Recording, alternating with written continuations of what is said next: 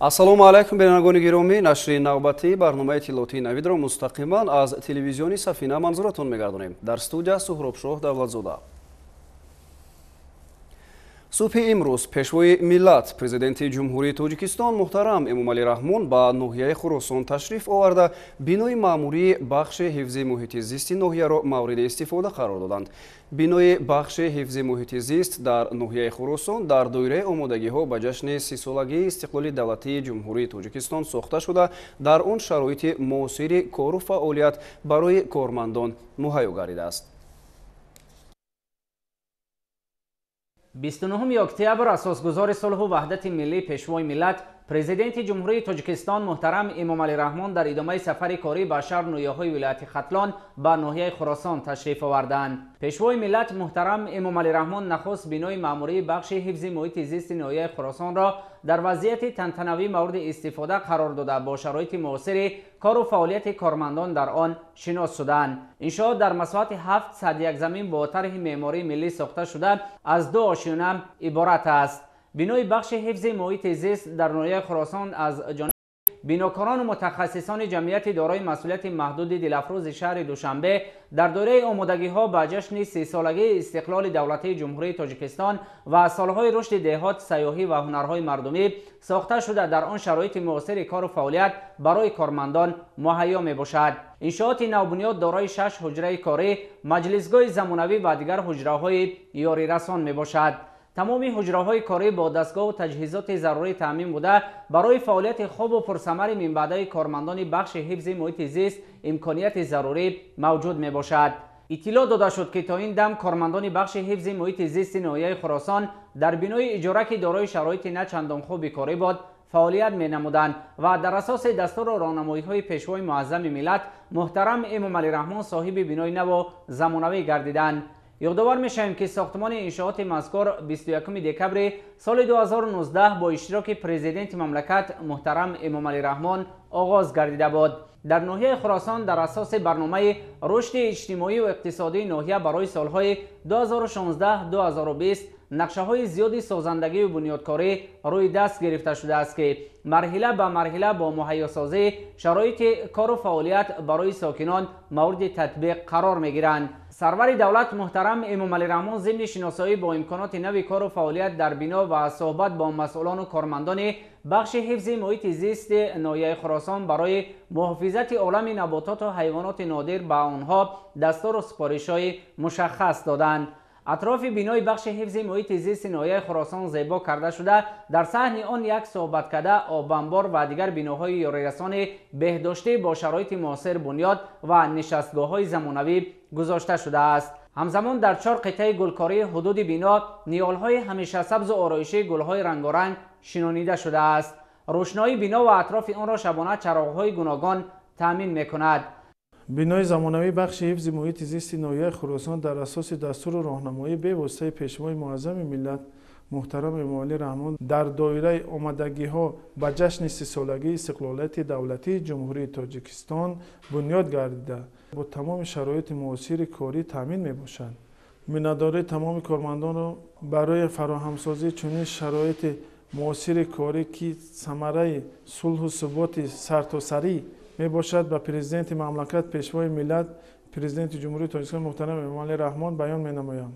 шартномае ки байни комитаи ҳифзи муҳити зист ва ширкати мо ҷедамино дилафрӯз баста шуда буд барои сохтмони бинои бахши ҳифзи муҳити зист дар ноҳияи Хуросон мо корҳои сохтмониро оғоз намудем. бино байни 2 сол сохта ба итмом расонидем. масъолияи сохтмоне ки дар ин бино истифода бурда шудааст бештар аз масъолияи ватанӣ истифода бурда шудааст. биноро тибқи лоиҳае ки мисол ба мо пешниҳод шуда буд тибқи лоиҳа сохтем. дар рафти кор дар ҳамин бино 20 нафар коргар кори сохтмони катӣ таъмин буданд. бино ба талаботҳои меъёрии сохтмонӣ ҷавобгӯ аст. дар ноҳияи Хуросон давоми солҳои истиқлолияти давлатии ҷумҳурии Тоҷикистон баробари бунёду ва истифода додани иншооти муосири хизматрасонию маишии биноҳои маъмурӣ ҳам бо мақсади беҳтар намудани сифати кору хизматрасонӣ ба сокинон бунёд ва мавриди истифода қарор гирифтанд ки ба ҳусни кӯчаву маҳаллаҳо зебоии хоса зам мекунанд. Президенти Ҷумҳурии Тоҷикистон Муҳтарам Эмомалӣ Раҳмон дар кӯчаи Исмоили Сомонии шаҳраки Обикийки ноҳияи Хуросон ҳамчунин бинои нави шуъбаи маорифи ноҳияро ба истифода доданд. Бо бунёд ва мавриди баҳрабардорӣ қарор гирифтани бинои шуъбаи маориф дар ноҳияи Хуросон барои кормандон шароити арзандаи корӣ фароҳам оварда шуд. Тафсилот дар ин бора. 29 октябр асосгузори сулҳу ваҳдати миллӣ пешвои миллат президенти ҷумҳурии Тоҷикистон Муҳтарам Эмомалӣ Раҳмон дар кӯчаи Исмоили Сомонии шаҳраки Обикийки ноҳияи Хуросон бинои шуъбаи маорифи ноҳияро ба истифода доданд. бинои нави шуъбаи маорифи ноҳияи Хуросон иншооти ҷашнӣ буда дар асоси дастуру роҳнамоиҳои бевоситаи сарвари давлат Муҳтарам Эмомалӣ Раҳмон бо мақсади таҷлили сазовори ҷашни 30-солагии истиқлолияти давлатии Ҷумҳурии Тоҷикистон бо харҷи беш аз 7 млн 500 000 сомонӣ бунёд карда шудааст. корҳои сохтмонӣ дар бинои мазкур соли 2018 оғоз гардида бо ҷалби мутахассисони ҷамъияти дорои масъулияти маҳдуди фарзинҳафт бо тарҳи муосир ва сифати баланд ба анҷом расонида шуданд. дар рафти корҳои сохтмонӣ 40 нафар бо ҷойи кор ва маоши хоб таъмин буданд. масоҳати умумии замини иншоот 1493 метри мураббаъро дар бар гирифта фармоишгари бино дирексияи сохтмони иншооти ҳукуматии дастгоҳи иҷроияи президенти ҷумҳурии Тоҷикистон мебошад. иншооти нави соҳаи маориф дар ноҳияи Хуросон аз 4 ошина иборат буда дорои 33 ҳуҷраи корӣ, толори васеъи технологии пайваст бо шабакаи интернет, китобхона, бойгонӣ, маҷлисгоҳи замонавӣ бо 72 ҷойи нишаст, ҳуҷраҳои техникӣ ва дигар иншооти ёрирасон мебошад. дар ошӯнаҳои сеюм ва чоруми бино ҳамчунин маркази технологияи иттилоотӣ ва коммуникатсия ва маркази дарёфт ва рушди истеъдодҳои назди шуъбаи маорифи мақомоти иҷроияи ҳокимияти маҳаллии давлатии ноҳияи Хуросон ҷойгир карда шудаанд. ҳамаи ҳуҷраҳои корӣ дар асоси талаботи имрӯза бо дастгоҳу таҷҳизоти муосир аз ҷумла компютер, мизу курсӣ ва дигар шароити фаъолият муҷаҳҳаз карда шудаанд. китобхонаи шуъбаи маориф дар ошӯнаи дуюми бино ҷойгир буда дорои наздики 10 000 адабиёти гуногуни соҳавӣ ва бадеӣ мебошад ки аз он баробари кормандон дигар дӯстдорони каломи бадеъ низ метавонанд ба таври васеъ истифода кунанд. бо мавриди истифода қарор гирифтани бинои наву замонавӣ фаъолияти маорифчиёни ноҳияи Хуросон боз ҳам тақвият ёфта масъулияти онҳо дар самти татбиқи барномаҳои давлатии соҳавӣ ва саҳмгузорӣ дар таълиму тарбияи наврасону ҷавонон боз ҳам бештар хоҳад шуд. зеро то ин дам кормандони соҳа дар бинои кӯҳна фаъолият доштанд ки дорои шароити на чандон хуби корӣ буд. пешвои миллат Муҳтарам Эмомалӣ Раҳмон ба сифати корҳои анҷомёфта дар бино баҳои баланд дода кормандонро ҷиҳати истифодаи пурраю мақсаднок аз шароити муҳайё гардида ҳидоят намуданд. баробари анҷоми босифати корҳои сохтмонӣ дар бино ба масъалаи ободу зебо гардонидани муҳити атроф ҳам таваҷҷӯҳи зиёд зоҳир гардидааст ва роҳравҳои ҳудуди он дар масоҳати 270 метри мураббаъ сафолатпӯш карда шудааст. ҳамчунин дар назди бино як қатор иншооти ёрирасон аз ҷумла бинои трансформаторӣ ва бохонаи марказонидашудаи ангиштӣ бунёд гардидааст ки ҳамаи ҳуҷраҳои корӣ дар фасли зимистон бо гармӣ таъмин карда мешаванд. ҳамзамон дар саҳн ва атрофи иншоот 8 қитъаи гулкорӣ ташкил гардида ниёлҳои ороишӣ ва гулҳои рангоранг бо эҳсоси баланди зебоипарастӣ шинонида шудааст. рӯшноии атрофи биноро шабона чароғҳои гуногун дар 14 сутунпоя таъмин мекунад. маорифчиёни ноҳияи Хуросон дар орзуи чунин бино буданд, чунки шароити пешинаи мо дар як бинои хурду номусоид ҷой дошт. имрӯзҳо ин бинои муҳташаме ки барои маорифчиёни ноҳияи Хуросон ба истифода дода шуд, моро водор менамояд ки дар радифи ин тӯҳфаи арзиманди ҷаноби олӣ кӯшиш ба харҷ диҳем ки дар рушду такомули соҳаи маорифи ҷумҳурӣ саҳми арзандаи худро гузорем. мо бениҳоят аз асосгузори сулҳу ваҳдати миллӣ, пешвои миллат, президенти ҷумҳурии Тоҷикистон надор ҳастем ки ба мо чунин як тӯҳфаи олиҷаноб тақдим намуданд. шароитҳои наву замонавӣ ин самараи истиқлолияту сулҳу ваҳдату дӯстии мо мебошад. мо кормандони маркази дарёфт ва рушди истеъдодҳои назди шуъбаи маорифи ноҳияи Хуросон аз ин иқдоми пешвои муаззами миллат рӯҳу илҳом гирифта мекӯшем ки барои ба сатҳи баланд баровардани таълиму тарбияи насли наврас кӯшиши заҳматҳои зиёде ба харҷ диҳем. мо бояд хонандагонро ба озмунҳои ҷумҳуриявӣ, ба озмуни илм фурӯғи маърифат тоҷикистон ватани азизи ман фуруғи субҳи донои китоб аст ва ҳамчунин ба олимпиадаҳои фаннии мактабачагон бояд омода созем. шароити имкониятҳои васеъ барои мо фароҳам оварда шудаанд. ҷаҳду талош мегардем то ин ки дар ин озмунҳо хонандагони мо ҳам дар сатҳи ҷумҳурӣ ҳам дар сатҳи байналмилалӣ ҷойҳои ифтихориро ишғол намоянд. барои ин ҳама заҳмату талошҳо пеш аз ҳама ба пешвои муаззами миллат миннатдории худро баён менамоем. ای پیشوای رهکشا، ای پیشوای رهنما، ما سرفرازیم با شما. ای پیشوا من حیطا نصیبه یکی از دختران خوشطالعه دوران استقلالیتم که در چنین فضای صلح و آسایشته تاجیکستان عزیز در مؤسسه تحصیلات میانه عمومی رقم 14 ناحیه خراسان در صنف 11 تحصیل کرده ایستادم.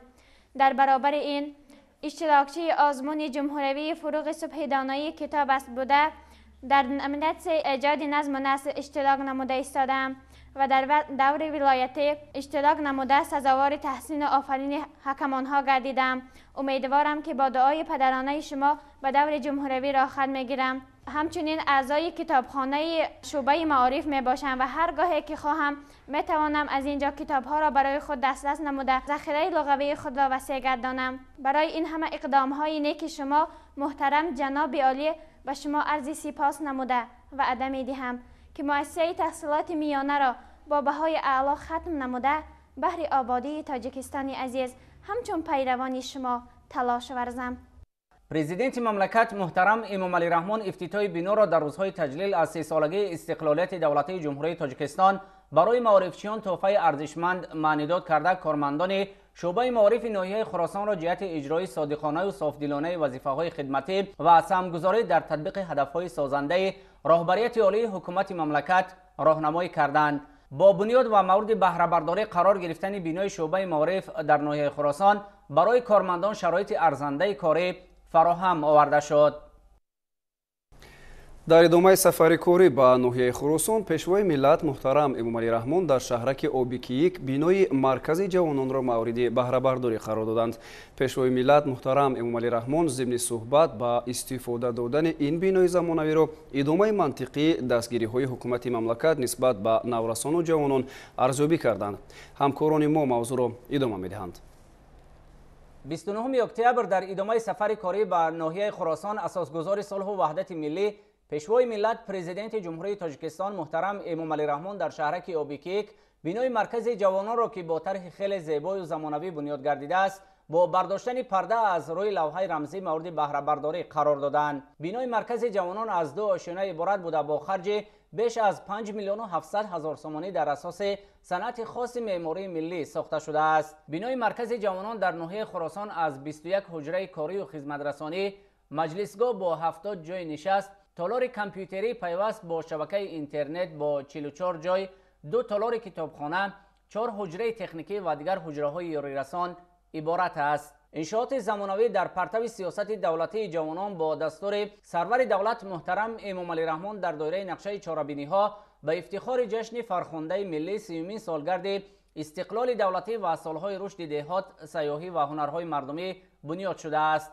اثنای شناسایی با شرایط بینای مذکور پرزیدنت جمهوری تاجیکستان محترم امامعلی رحمان با صفت کارهای ساختمانی انجام یافته بهای بلند داده جوانان و مسئولان را به فعالیت پرثمر هدایت نمودند. اطلاع داده شد که کارهای ساختمانی در بنا سال 2018 با جلب بیناکاران و متخصصان محلی آغاز گردیده در مهلت معین گردیده با سطح و صفت بلند و جوابگو به معیارهای ملی به انجام رسانیده شده است. فرمایشگر انشاءات دیرکسیون ساختمان انشاءات حکومتی دستگاه اجرایی پرزیدنت جمهوری تاجیکستان می باشد.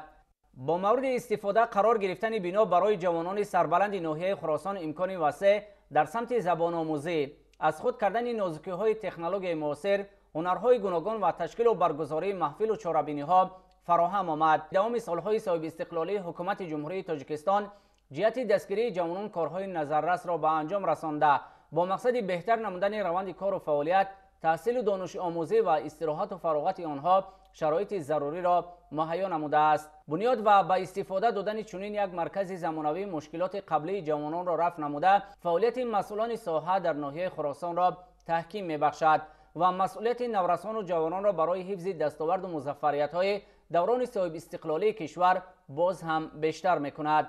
سرور دولت محترم امام علی رحمان ضمن صحبت آزاد و صمیمی با جوانان ناحیه خراسان افتتاح انشاءات را برای آنها تحفه ارزشمند در این روزهای جشنی ارزیابی کرده دعوت به عمل آوردند که با استفاده از شرایط خوب فراهم گردیده آموزش و فعالیت را باز هم تحکیم بخشند، در روحیه خودشناسی و خودآگاهی و وطن دوستی و وطن پرستی فعالیت نمایند و برای پیشرفت و آبادی سرزمین اجدادی تاجیکستان عزیز سهم شایسته خود را گذارند. با استفاده دادن بینای خوشتر و زمانوی مرکز جوانان در ناحیه یک تحفه بی‌نظیر برای ما جوانان ناحیه در 30 سال استقلالیت دولتی می باشد. فعالیت در اتاقهای برهوای مجهز با تجهیزات‌های ضروری مسئولیت ما را دوچند می نماید. جواباً به این همه غمخواری‌ها ما جوانان وعده می دهیم که بهر آبادی گلگون شکوفایی وطن عزیزمان از صدق مهنت می نماییم. برای فراهم نمودن امکانیت‌های خوبی کاری با اساسگزار صلح و وحدت ملی پیشوای ملت محترم امام علی رحمان از نام جوانان ناحیه اظهار سپاس و منتداری می‌نماییم. بینای مرکز جوانان و شعبه معارف را در ناحیه خراسان با مقصد تجلیل سزاوار جشن 30 سالگی استقلالیت جمهوری تاجیکستان ساخته و استفاده قرار دادیم. هر دو انشاءات با دستور هدایت‌های پیشوای معظم ملت بنیاد گردیده ما متخصصان دیرکسیون ساختمان انشاءات حکومتی دستگاه اجرایی پرزیدنت جمهوری تاجیکستان کوشش نمودیم که مسائل‌های ساختمانی بلندصفت وطنی استفاده نماییم و خدمت نمودن بیناهای مذکور را برای سالهای دراز کفالت می‌دهیم. اشتراکچی آزمون فروغ صبح دانایی کتاب است. من از پرزیدنت جمهوری تاجیکستان بابا جانمان خیلی تشکر میکنم که به ما این آزمون ها را تشکیل کرده است و ما کودکان و جوانان در این آزمون ها اشتراک کرده ایستاده‌ایم. سرم بادا فدایی خلق خویش و این وطن گفتید، نکویی را همیشه چون چراغی انجمن گفتید، یتیم را در آغوش کرده آبی دیده اش میریخت، مشو غمگین عزیزی دل پرستارت منم گفتید، نمودی نوحه و زاری به درگاهی خداوندت، بده اقبال خلقم را سری هر یک سخن گفتید، همه آوارگانی به وطن را جمع آوردید، کنم قسمت لبی نانه و سرجم در وطن گفتید، میانی تیر و توپ جانی عزیزت در خطر ماندید، نریزد خون ناحق ای برادرهای من گفتید، برای وحدت ملت بسا کردی تو جانبازی، نمودن تیر بارانت ولی هر دم وطن گفتید، سراجی تا نفس باقی است بمان با سرور ملت، برای پیشوای این وطن گفتید و کم گفتید. ما جوانان دوران استقلالیت شکرانه از آن میکنیم که در این دولت زیبای آباد زندگی میکنیم. من شخصا از نام خود و از کل تمام استیپندیاگران ناحیه منتپذیر خویش را به پرزیدنت جمهوری تاجیکستان جناب عالی محترم امام علی رحمان میرسانم که برای ما جوانان چنین یک مرکزی زیبای آباد را ساخته به استفاده دادند. ما جوانان کوشش و تلاش های خود را زیاد نموده تا نام دولتمان را، نام وطنمان را تا به سطح‌های بین المللی برداریم. بینای خوشتر و زمانوی مرکز جوانان در ناحیه خراسان با تجهیزات نظام پیشگیری و آگاه نمودن ضد سوختاری تعمیم و در دارای خط گرمیدهی پیوست به شبکه مرکزانیده شده باغخانه خودی است که در ایام سردی ها تمام حجره‌های کاری و خدمت رسانی را با گرمی تامین می‌کند. اطراف بینای مرکز جوانان کبودیزار کرده شدن نیال‌های همیشه سبز و آرایشی و گل‌های رنگارنگ شنونیده شده است. همچنین حدود انشاءات چراغان شده شبانه با زیبایی موضع حسن دیگر زم می‌نماید. پیشوای ملت محترم امام علی رحمان مرحله‌های یکم و دوم راه ماشینگرد دارای اهمیت بین المللی دوشنبه بختر را که بیش از 75 کیلومتر را تشکیل می‌دهد پس از تجدید و نوسازی مورد استفاده قرار دادند.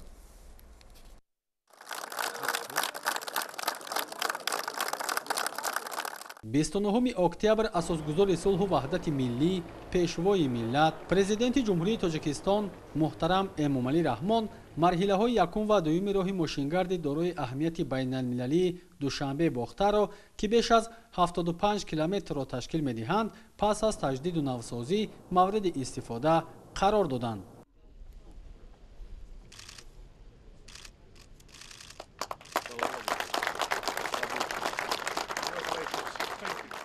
иттилоъ дода шуд, ки марҳилаи аввали лоиҳа 33,12 километрро дар бар гирифта, дар натиҷаи амалӣ гардидани он роҳ аз категорияи сеюм ба категорияи 1Б гузаронида шуд. Паҳноии роҳ аз 16 то 25 метрро ташкил медиҳад. роҳи Душанбе-Бохтар ба талаботҳои ҷаҳонӣ ҷавобгӯ мебошад. Пеш роҳ дар мушкилиҳо буд, ҳозир бошад хеле хуб, самти ҳаракатам соз аст, хуб аст. раҳмат мегем ба ҳамаи ҳамин роҳсозое ки ҳаминро сохтан, ба истифода додан. ҳамин роҳҳое ки дар даврони истиқлолият таъмир шуданд, хеле ба пешравии мардум, ба пешравии кишвар мусоидат мекунанд. тибқи лоиҳа роҳ бо харҷи наздики 97 миллион доллари амрикоӣ, маблағҳои грантӣ ва қарзии Бонки Осиёии рушд, фонди ОПЕК ва беш аз 17 миллион доллар саҳми ҷумҳурии Тоҷикистон бунёд карда шуд. шукрона ки ин раҳо соз шид, хеле беҳтарин шид. пеш ин раҳо азоб буд, рафт омаданаш мушкил буд, раҳ ҷазир буд. бош шукрона ки ҳамин раҳи ватанӣ худ монай, мисол ҳамин сохтмончиҳои худмон ин раҳ шукрона мекунем ки ҳам қара обод шуд. ташаккури зиёд пешвои миллат ки ҳам ғамхӯрӣ халқ кардем, раҳ обод кардем, обод шид, ҳам қадар ободи зебо шид. ин ҳозир мушкилӣ нест, сӯзишворӣ ҳам кам мехӯра.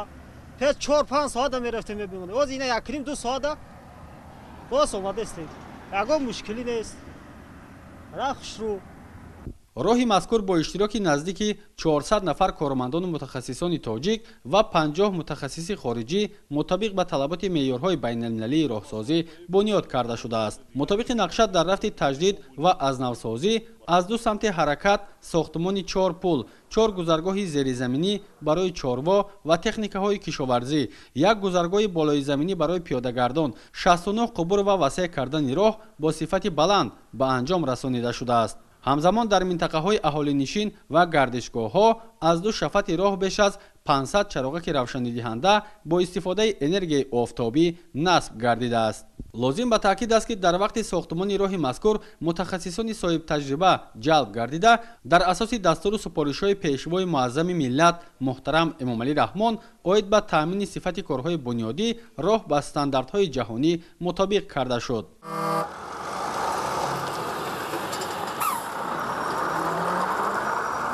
ободиҳое ки дар ҷумҳурии Тоҷикистон шудааст, ҳамааш ҳамин ташаббусҳои ҷаноби олӣ президенти муҳтарам Эмомалӣ Раҳмон мебошад. ифтихор мекунем ки ҳамин хел президент дорем. мо чанд давлатҳои хориҷаро гузаштем, чанд раҳҳоро гузашта омадем. нисбат ба ҳамун раҳҳои байналмилалӣ, ба раҳҳои давлатҳои хориҷа, раҳҳои худмонам камбудӣ надоранд, баръакс беҳтар, хубтаранд, ба стандарти ҷаҳонӣ ҷавобгӯянд.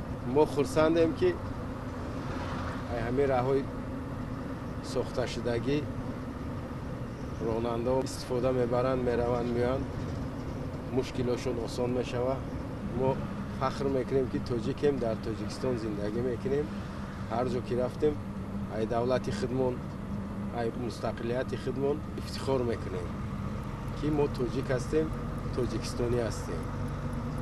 хай шукрона шина байни 30 соли мустақилиятда хуб ободиҳо шудааст.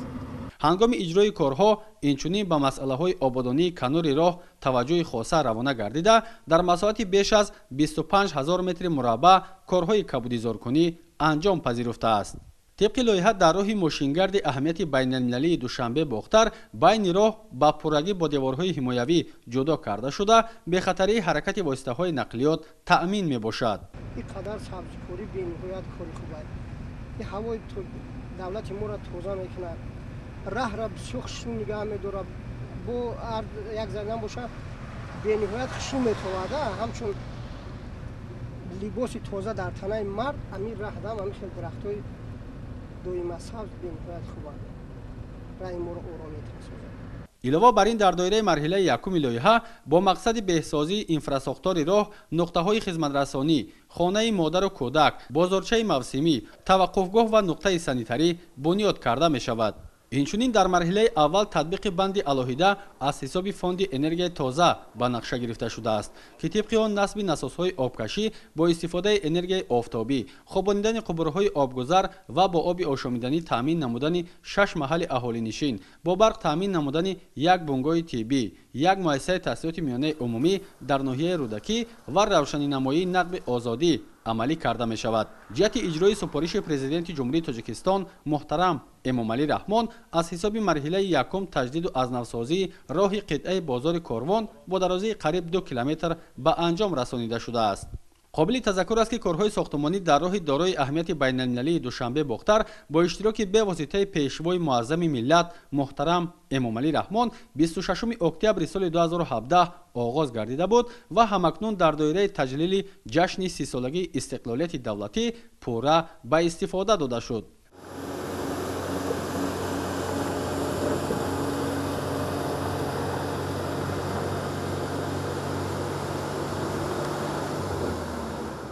مرحله دوم تجدید راه دوشنبه باختر یکی از 3 قسم اساسی لایحه ازنوسازی شاهراه مذکور به حساب رفته از کیلومتر 33 تا کیلومتر 73 را در بر میگیرد و پورا از حدود ناحیه خراسان میگذرد. درازی عمومی راه مذکور 35 کیلومتر و 575 متر را در بر میگیرد و پهنایی آن از 23 تا 27 متر را تشکیل داده با 4 خط حرکت 3.5 متر با 2 سمت با پایدارهای بتونی جدا کرده شده است. این قسمت شاهراه از حدود 3 جماعت دهاتی ناحیه میگذرد. لایحه مذکور با دستور به واسطه پرزیدنت جمهوری تاجیکستان محترم امامعلی رحمان سال 2018 راه اندازی گردیده کارهای ساختمان از نوسازی آن خود همان سال شروع شده بود. ارزش لایحه‌ای کارها 56 میلیون دلار آمریکایی را در بر گرفته کارهای لایحه را 18 مشورتچی و 211 نفر کارگران محلی انجام دادند. اینچنین در رفت تطبیق لایحه در مجموع 112 تکنیکا سفربر گردید. در مسیر شاهراه با درازی 15725 متر راه پیاده‌گرد و با درازی 762800 متر نوآهای آبرو بنیاد کرده شده است. راهی که امروز ساخته به استفاده داده شده است مرحله دوم از 2 قبت اسفالت، قبت پایانی ته‌کرسی را و با باز یک قبت دیگری ته‌کرسی را عبارت می باشد. همچنین در محل‌های اهالینشین گردشگاه‌ها و بالای پل‌ها 710 ستون چراغ با درازی 6672 متر نصب کرده شد. در این مرحله راه در مجموع 9 پل از جمله 8 پل از نوسازی و 1 پل دیگر تعمیر گردیده است. علاوه بر این با مقصد برطرف کنی مانع‌ها و تیزانیدن کارهای تجدید در مسیر شاهراه 6200 متر خط بلندشدت برق و 33700 متر خطهای علاقه کوچانیده شده 45 قبور آبگذر با درازی 1546 متر وصل کرده شد. روشننمایی به نوبت گرفته شده بود در حدود ناحیه خراسان، جماعت صدرالدین عینی و جماعت قزل قلعه و چارسوها که امروز به پورگی به انجام رسیده است. در 6 قطعه راه گذرگاه برای راندن چاروا و گذشتن تکنیک‌های خواجگیداری بنیاد یافته در 93 قطعه راه‌های برآمد و درآمد و با مقصد تنظیم حرکت راه و نقلیات 817 علامت اشاره‌ای راه گذاشته شده 40 ایستگاه مقرر گردیده است. از آب می‌کشیم 3-4 ساعت هم می‌رفتیم. بازی در 1 ساعت 1.5 ساعت با خیلی آزاد می‌ریم. یگان تنقیسی نیست. به نهایت خشوع. سوزشواری وقت شده تا 60 لیتر هم میخورد و حاضی 45 لیتر رفتن میورم. در یگان چقری یگان جو نمیزنه ماشین یگان جوش نمیشکنم که رجد خشوع میره. اگر راه خیلی تعمیر نمیداشت وقتی پیش میزدیم یگان بود همه امورتیزاتور ریسور همین چیزای ماشین با اثرات تعمیر میکردیم. حاضی دیگه تعمیر میگیم عموما نیست. این خیلی خشوع رفته است دیگه یگان جو کرد نمیتونه اختون شویدی حال اینکه راه در رفته است یگان جو دق نمیخوره ماشین. دیگه ای در خوبش با فکرم که کمه پیش ای استقلالیت ایخیر نبوده ایخیر راست نبوده هم دورود یک асфальт будуне ки ихел набуд ай вақте ки ҷаноби олӣ меҳнат кесад барои халқ бениҳоят хушрӯ миннатдории худмонро баён мекунем ки ҳамин хел ғамхориҳо барои ҳамин шофёрон мекунад раҳра бисёр хушрӯкай мо миннатдор аз замин то осмон ҳазор марта раҳмат. бо мақсади аз харобшавӣ эмин нигоҳ доштани роҳ ба дарозии 16 000 метр корҳои насби новаҳои обпарто аз ду канори роҳ анҷом ёфтааст. ба масоҳати беш аз 125 000 метри мураббаъ анҷом додани корҳои кабудизоркунӣ ва шинонидани дарахтони ороишиву ҳамешасабз аз ҷумлаи корҳои дигари ба итмом расида маҳсуб меёбанд. ҳамчунин бунёди деворҳои ҳимоявии оҳану бетонӣ дар 13 қитъа бо дарозии 1200 метр анҷом дода шуд. имрӯз корҳои сохтмонӣ дар доираи марҳилаҳои 1 ва 2 роҳи мазкур пурра ба анҷом расонда шуда роҳ ба истифода супурда шуд ва бо боварии комил гуфта метавонем ки роҳи мазкур сохтмони роҳи мазкур яке аз дастовардҳои бузурги даврони истиқлолият ба шумор меравад ва дар ин ҷода саҳми бевосита асосгори сулҳу ваҳдати миллӣ пешвои миллат президенти ҷумҳурии тоҷикистон муҳтарам эмомалӣ раҳмон низ беназир аст. роҳи душанбе бохтар ки дарозии 73 километрро дар бар мегирад аз рӯи нишондиҳандаҳои техникӣ барои дараҷа 1Б шомил гардида ҷавобгӯ ба тамоми стандартҳои байналмилалӣ мебошад. корҳои сохтмонӣ дар роҳи мазкур бо истифода аз масоилҳои сохтмонӣ ва риояи технологияи корӣ анҷом дода шуд ва назорати корҳои сохтмонӣ ҳам аз ҷониби машваратчиҳои байналмилалӣ ва ҳам аз ҷониби машваратчиёни маҳаллӣ зери назорати қатъӣ ва доимӣ қарор гирифта буд. президенти мамлакат муҳтарам эмомалӣ раҳмон ҳангоми шиносоӣ аз роҳи мазкур ҷиҳати дар сатҳи баланд анҷом додани корҳои сохтмонӣ аз фаъолияти масъулин ва дигар мутахассисони варзида изҳори қаноатмандӣ намуданд.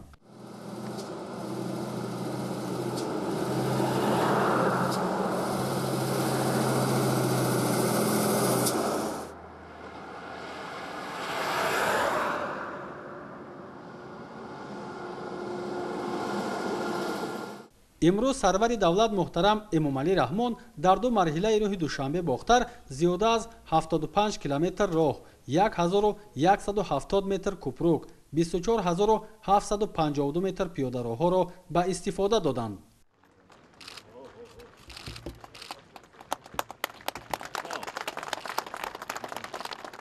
дар ҳамин ҷо сарвари давлат муҳтарам эмомалӣ раҳмон бо лоиҳаи сохтмони марҳилаи сеюми роҳи автомобилгарди дорои аҳамияти байналмилалии душанбе бохтар шинос шуданд. ҳангоми муаррифии лоиҳа иттилоъ дода шуд ки марҳилаи сеюми ин роҳ аз қитъаи қизилқалъа то шаҳри бохтар дар масофаи 9 километр тӯл мекашад. дар ин марҳила бунёди ду пули нав, 8 истгоҳ, 16 қубури обгузар, дар тӯли 4 километр насби чароғҳои равшанидиҳанда, сохтмони пиёдароҳ дар масоҳати 9500 метри мураббаъ ва гузоштани аломатҳои ишоравӣ дар тамоми мавзеи роҳ пешбинӣ гардидааст. маблағгузории марҳилаи сеюм $31 миллион ташкил медиҳад ки кӯмаки грантӣ аз ҳисоби ҳукумати ҷопон тавассути агентии ҷопон оид ба ҳамкориҳои байналмилалӣ ҷайка мебошад.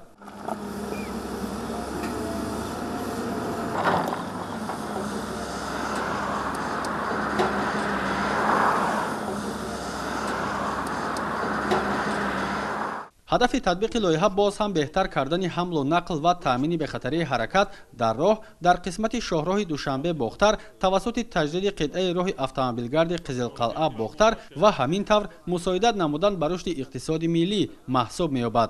лоиҳаи сохтмони роҳи бохтар қизилқалъа бо дастгирии ҳукумати ҷумҳурии тоҷикистон ва вазорати нақлиёти ҷумҳурии тоҷикистон аз тарафи мутахассисони ҷумҳурии тоҷикистон ва мутахассисони ҷумҳурии ҷопон амалӣ карда мешаванд. корҳои сохтмони шоҳрои душанбе бохтар дар қитъаи бохтар қизилқалъа моҳи июни соли 2021 оғоз гардида буд. хеле ки ба шумо маълум аст, дар қитъаи шоҳрои бохтар қизилқалъа корҳои сохтмонии насипӣ, корҳои дренажӣ, корҳои бетонгирӣ, баъзе қубурҳои обгузар мувофиқи нақша амалӣ гардида истодааст. дар доираи лоиҳа корҳои васеъ кардани ду канори роҳ ба нақша гирифта шуда рафтуомади воситаҳои нақлиёт аз ду самти ҳаракат ба 4 қатор расонида мешавад. то имрӯз аз ҷониби мутахассисони тоҷик дар ҳамкорӣ бо мутахассисони кишвари ҷопон корҳои насб ва ба кор даровардани заводи бетон, буридани қисми болоии хок ва сохтмони комаи роҳ анҷом дода шуда сохтмони ду пул, қубурҳои чоркунҷашакл ва қабатҳои асосии роҳ оғоз гардидааст. аз рӯи маълумоти масъулин дар рафти сохтмони марҳилаи сеюми роҳ 100 нафар мутахассиси ватанӣ, 20 мутахассиси хориҷӣ, 50 техникаи пуриқтидори соҳавӣ ҷалб карда мешаванд. тибқи нақша роҳи мазкур то соли 2024 бо сатҳу сифати баланди ҷавобгӯ ба меъёрҳои байналмилалӣ сохта мавриди истифода қарор дода мешавад, ки дар натиҷа рафтуомади бемамнуияти ҳама гуна воситаҳои нақлиёт тариқи ин масир таъмин мегардад. президенти мамлакат муҳтарам Эмомалӣ Раҳмон ҳангоми шиносоӣ бо лоиҳаи роҳи сохташаванда ба масъулин ва дигар сохтмончиён ҷиҳати анҷоми босифати корҳои бунёдӣ дастуру маслиҳатҳо дода таъкид намуданд, ки роҳ тавре бояд сохта шавад, ки солиёни дароз ба мардум хизмат расонад. роҳи автомобилгарди Душанбе Бохтар дар доираи ҳамкориҳои иқтисодии минтақаи Осиёи марказӣ долонҳои 2, 5 ва 6 ҳамчун роҳи байналмилалӣ бунёд гардида, ҷумҳурии Тоҷикистонро бо ҷумҳуриҳои Туркманистон, Афғонистон, Эрон, Покистон ва бандарҳои баҳрӣ пайваст намуда, дар ҳамлу нақли молу маҳсулоти минтақа саҳми бузург дорад.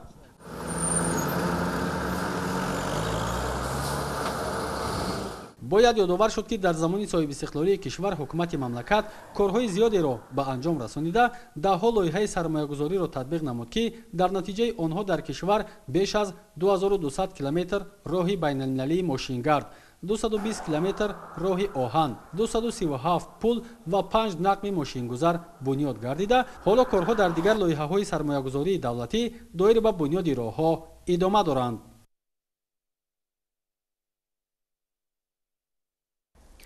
имрӯз асосгузори сулҳу ваҳдати миллӣ, пешвои миллат, президенти ҷумҳурии Тоҷикистон муҳтарам Эмомалӣ Раҳмон дар ноҳияи Хуросони вилояти Хатлон гулгашти Исмоили Сомониро мавриди истифода қарор доданд.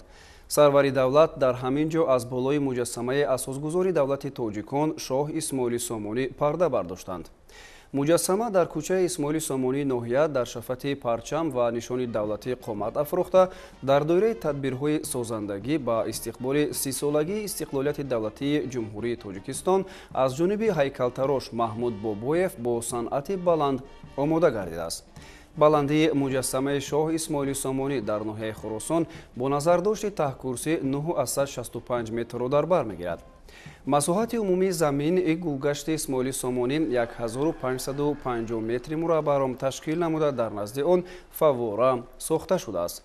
фармоишгари иншоот, мақомоти иҷроияи ҳокимияти давлатии ноҳияи Хуросон ва пудратчии ҷамъияти дорои масъулияти маҳдуди оби шоҳонаи шаҳри Душанбе мебошад.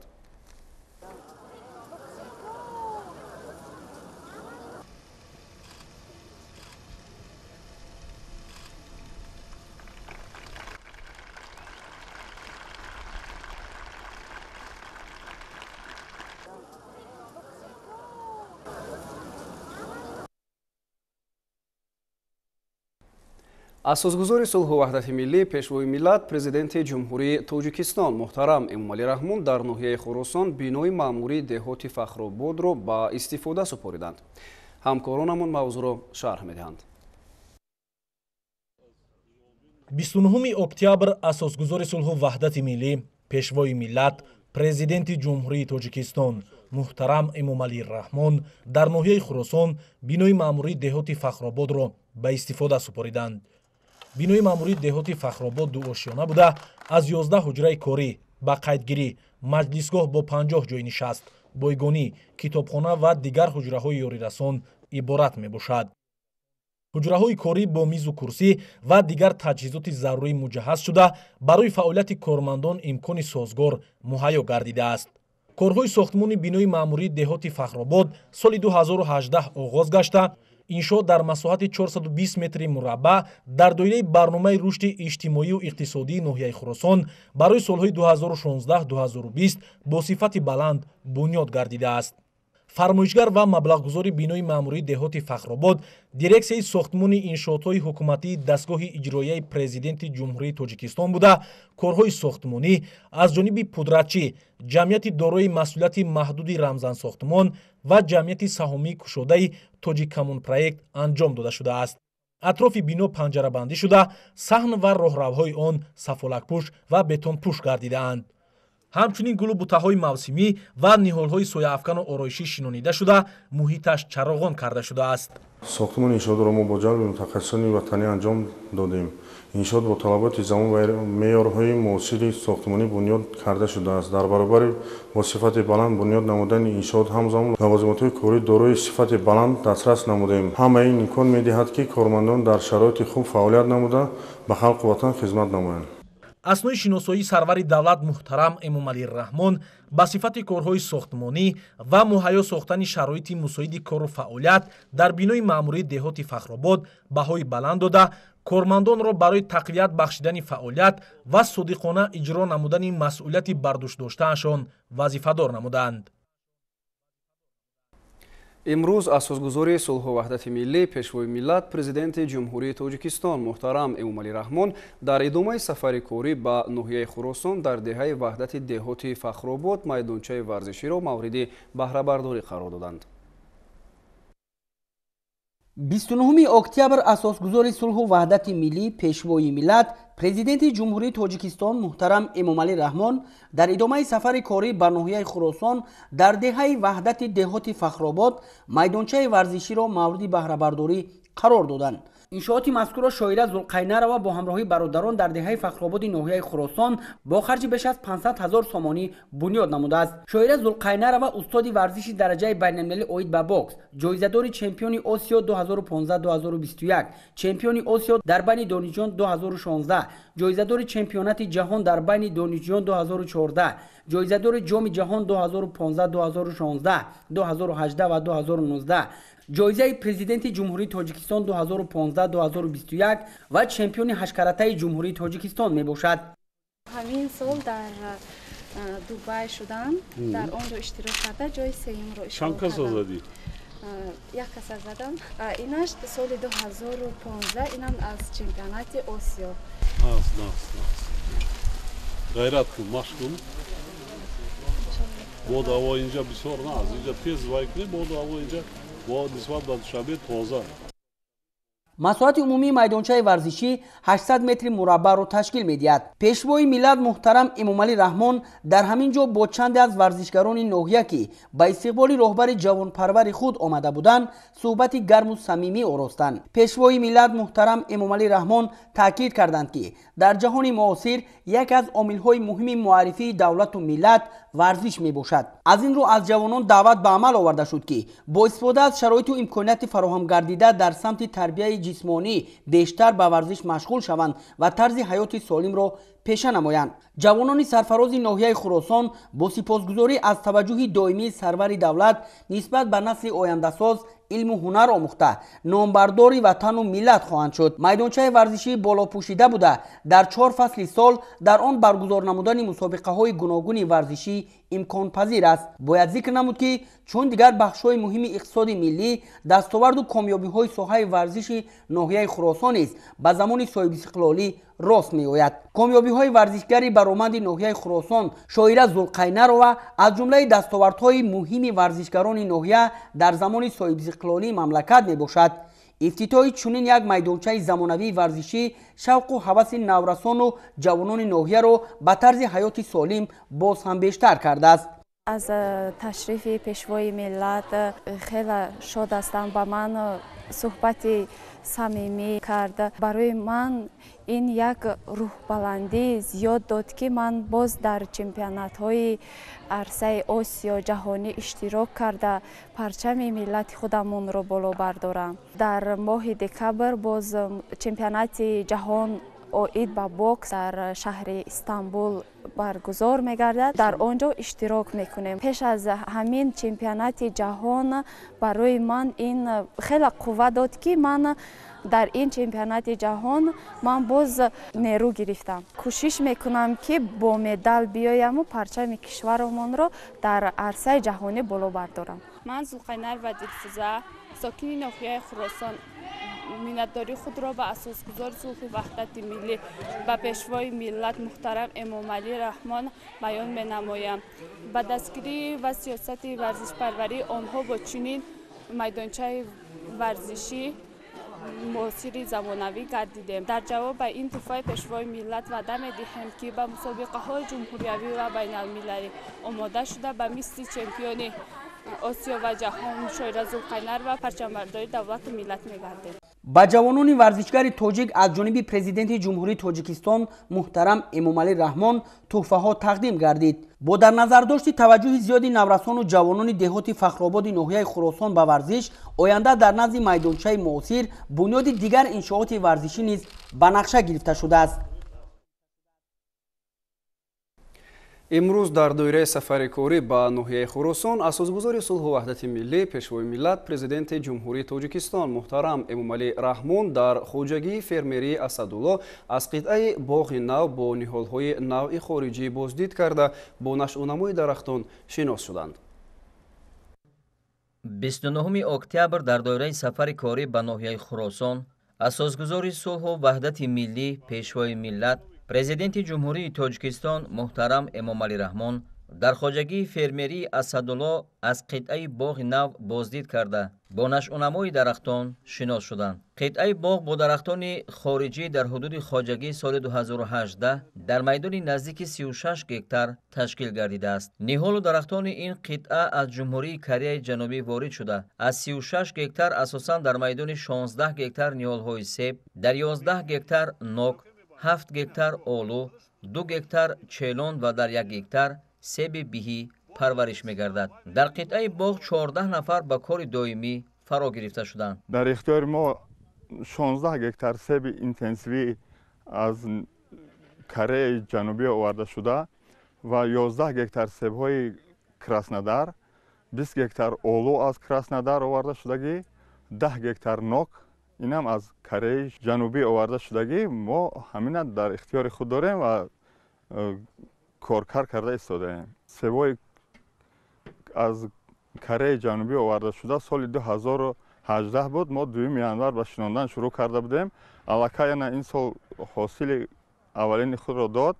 ما علاکه 15 تن از همین سیبها به سرخانه خواجگی برده سپاریدیم و حالا باز در صحرا حاصل هست. باشد این ماندگی حاصل رو نیز در روزهای نزدیک جمع‌آوری نموده برده به سرخانه خواجگی میسپاریم.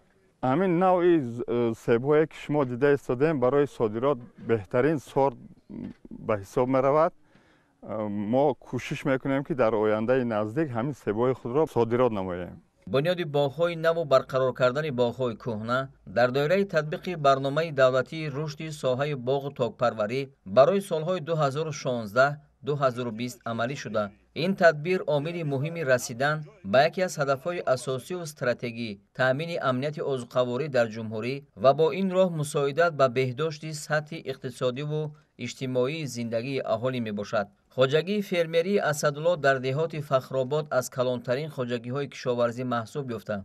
دارای 14423 گکتار زمین می باشد و آن سال 2009 تشکیل شده است. در خواجگی فرمری دوام 6 سال آخر بیش از 1700 گکتار باغ و تاکزار نو بنیاد گردیده است. سمت اساسی فعالیت خواجگی باغداری می باشد و از مقدار عمومی میدان باغات 116 گکتارش را باغ اینتنسیوی در بر میگیرد. در خواجگی پرورش خوبی درختان میوه‌دهنده به صادرات نگرانده شده سیب بیهی، نوک، آلو، زردآلو، گیلاس، بادام، انجیر، چهارمغز، چیلون، انار، توت و لیمو براه مانده شده است. بعد شناسایی با حالت نشأه‌نمای درختان باغ سرور دولت محترم امامعلی رحمان با تجربه بای باغداران خواجگی بهای بلند داده آنها را به استفاده ثمرناک هر یک قطعه زمین، افزون نمودن حجم صادرات میوه‌جات به خارج مملکت و وسعت کارهای سازندگی و آبادانی ناحیه هدایت کردند.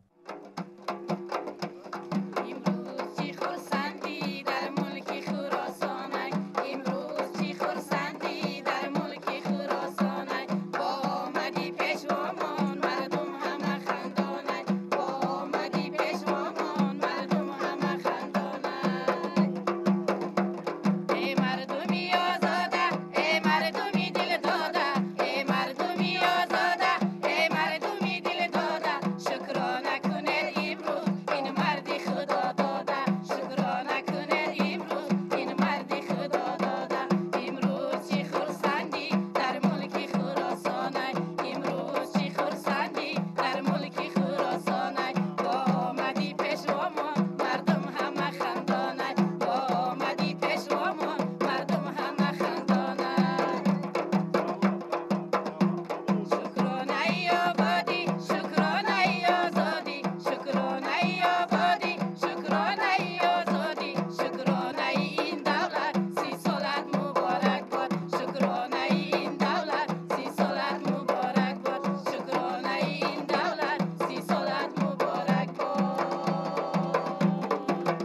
дар ҳамин ҷо президенти мамлакат муҳтарам эмомалӣ раҳмон аз намоишгоҳи маҳсулоти кишоварзии хоҷагии фермерии Асадулло ки аз анвои гуногуни истеҳсоли худӣ таҳия гардида буд боздид карданд. зимни тамошои намоишгоҳи маҳсулоти кишоварзии меҳнаткашони хоҷагии фермерии Асадулло президенти мамлакат муҳтарам эмомалӣ раҳмон ба натиҷаҳои фаъолияти аҳли заҳмат ва дастовардҳои бузурги меҳнатии онҳо баҳои баланд доданд.